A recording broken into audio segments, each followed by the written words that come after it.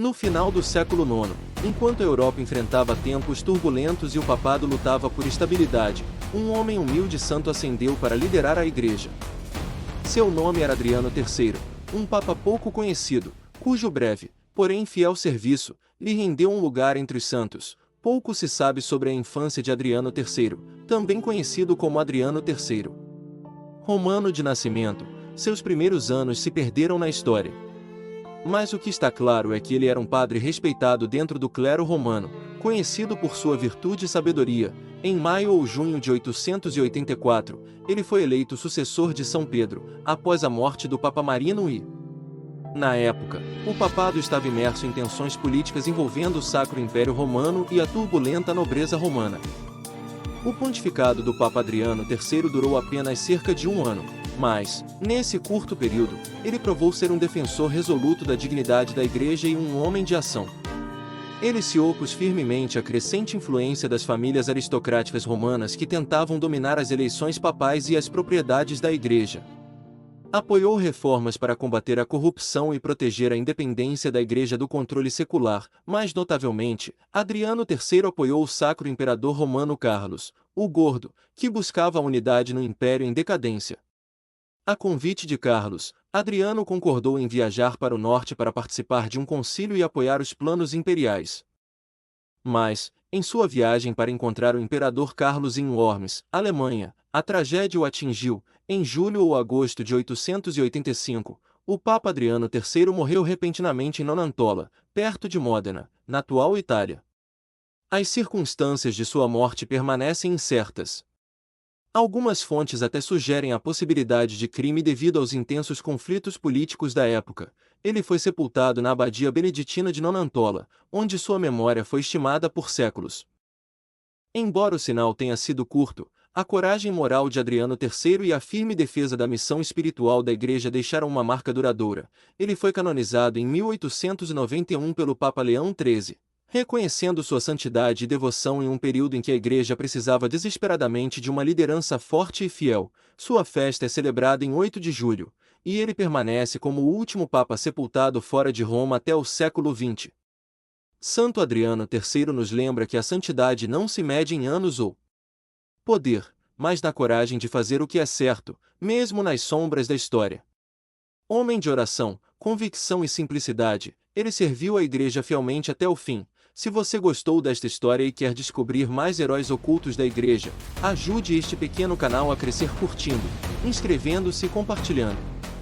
Que Deus o abençoe e obrigado por assistir. Na pacata cidade de Mercatello sul Metauro, Itália, nasceu uma alma que se tornaria uma das maiores místicas da Igreja.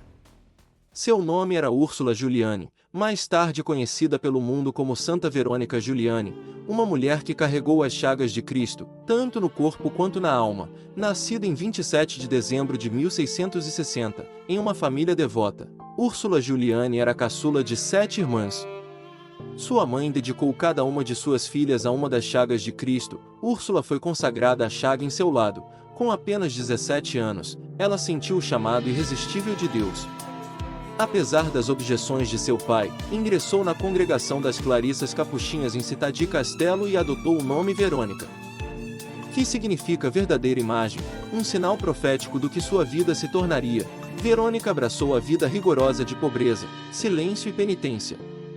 Por 50 anos, ela serviu a sua comunidade como mestra de noviças e, posteriormente, como abadesa.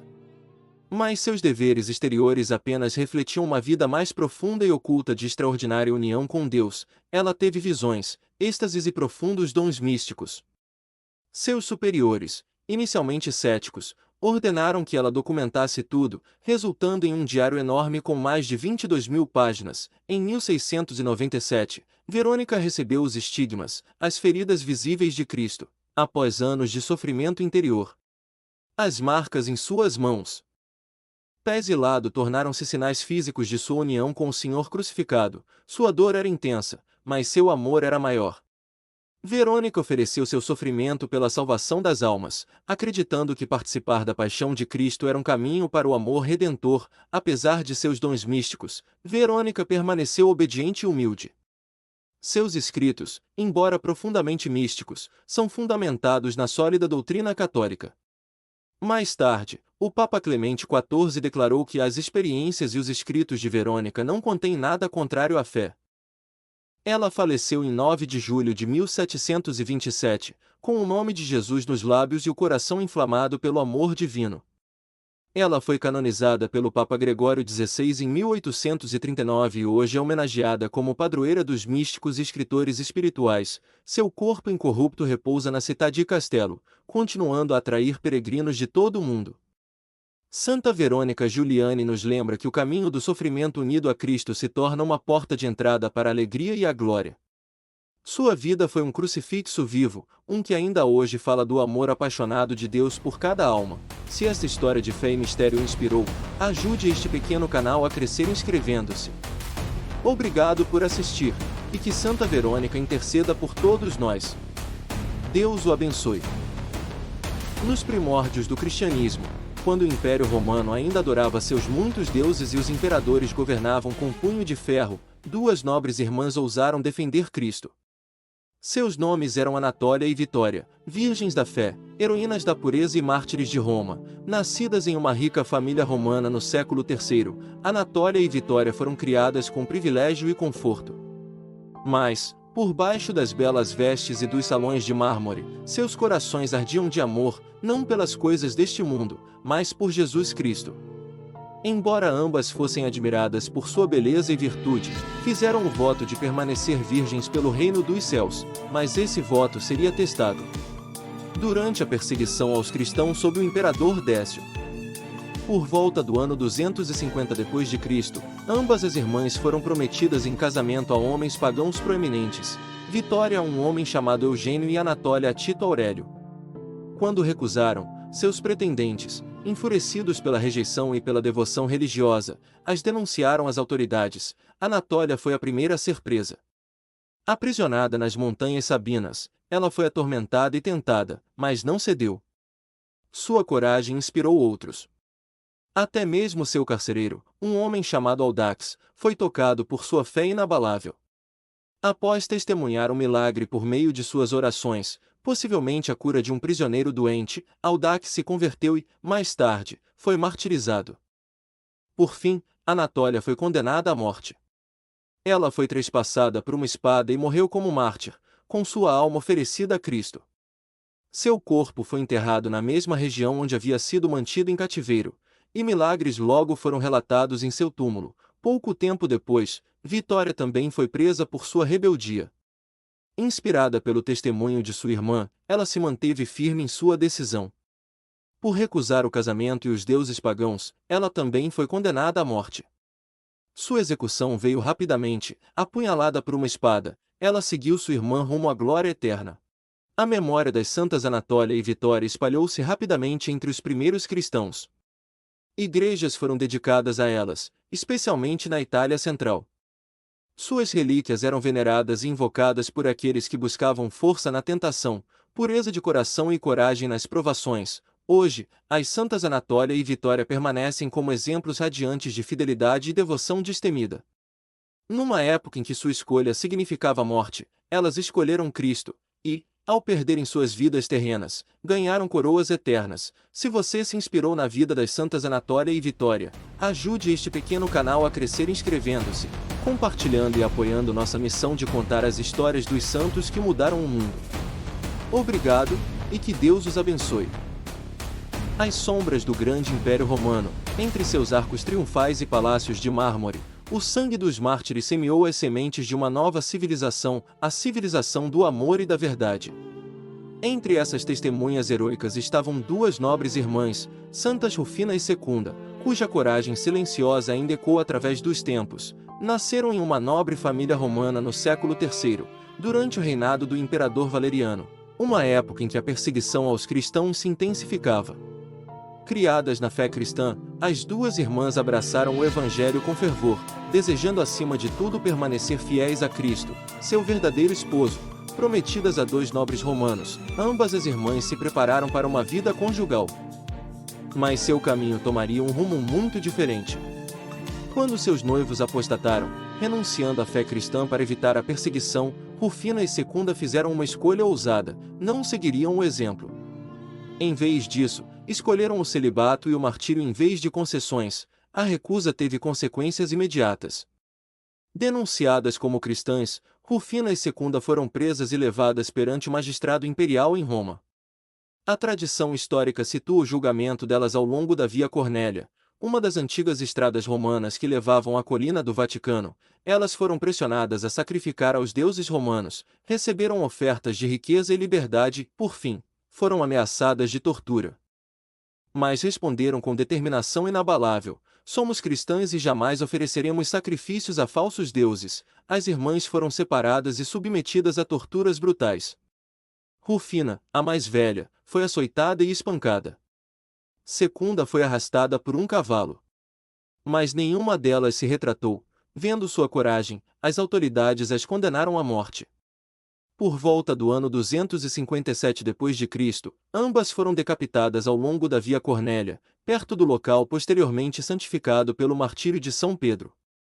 Seus corpos foram sepultados com reverência no cemitério de Santa Rufina, não muito longe da Via Aurélia, e seus túmulos rapidamente se tornaram um local de devoção cristã. Sua memória foi preservada no antigo martirológio romano, e uma igreja, Sanctae Rufinae e Secundae, foi construída em sua homenagem. No século IV, a devoção a elas se espalhou por todo o mundo cristão. Hoje, seus nomes são lembrados no cânone romano dos santos, e seu testemunho continua a inspirar coragem, pureza e fidelidade. No sangue dessas duas irmãs, a Igreja encontrou força. E em seu amor por Cristo, até a morte, o mundo encontrou esperança. Santas Rufina e Secunda, rogai por nós. Festa, 10 de julho. Em uma era de impérios em ruínas e confusão moral, um homem escolheu o silêncio das montanhas em vez do barulho do mundo. Sua vida plantaria as sementes da renovação espiritual que moldariam a alma da Europa. Esta é a história de São Bento de Núrcia, pai do monaquismo ocidental e padroeiro da Europa. Bento nasceu por volta do ano 480 d.C. em Núrcia, uma pequena cidade no centro da Itália, justamente quando o Império Romano estava se desintegrando. Sua família era rica e nobre, e o enviaram a Roma para estudar.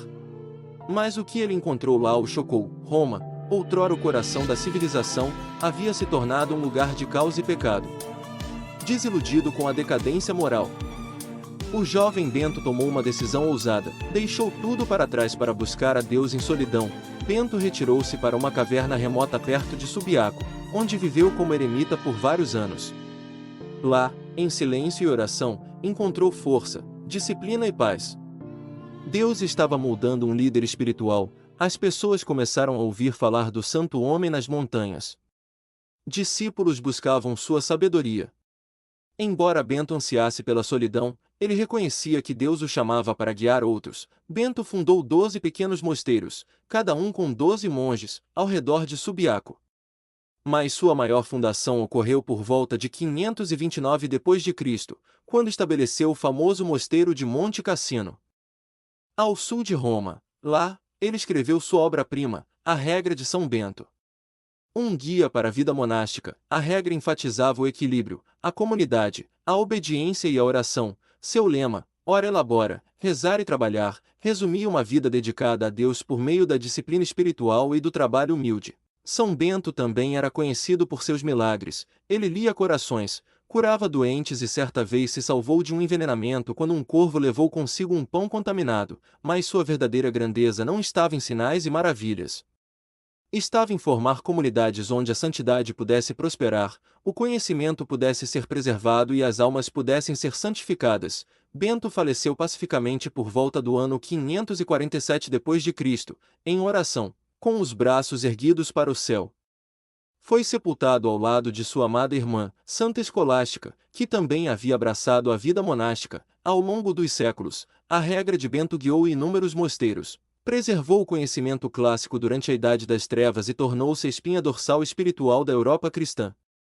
Em 1964, o Papa Paulo VI declarou padroeiro da Europa, reconhecendo seu papel monumental na formação da identidade cristã do continente. São Bento nos ensina que, mesmo nos tempos mais sombrios, a vida tranquila de oração e trabalho pode construir uma civilização de amor, verdade e ordem.